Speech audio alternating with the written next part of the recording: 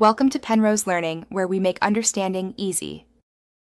In this video, I will explain how to text a boy.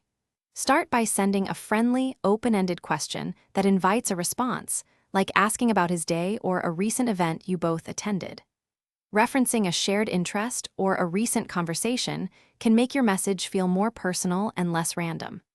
Remember to keep your initial texts brief, ideally 1 or 2 sentences, to avoid overwhelming him and to encourage a quick reply. This sets a comfortable tone for future exchanges. Once he replies, keep the conversation flowing by asking follow-up questions that show you're genuinely interested in his thoughts and experiences. Don't just answer his questions, share a little about your own day or something interesting that happened to you. This creates a balanced exchange. While emojis can add warmth and personality, use them sparingly, perhaps 1 or 2 per message, to avoid appearing overly enthusiastic or childish.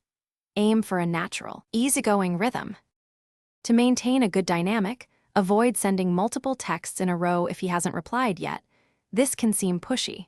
Also, steer clear of overly complex language or excessive slang that might be hard to understand or seem inauthentic. It's important to respect his response time. A delay doesn't always mean disinterest, as people have busy lives. Give him space to reply naturally, and don't overthink the timing of his messages.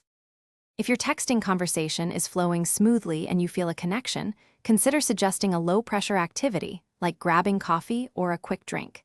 This moves the interaction from texts to real life. Always be confident and authentic in your messages. Letting your true personality shine through is key to building a genuine connection. And speaking of upgrades, if you're looking to upgrade your home, check out the Shark AI Ultra Robot Vacuum.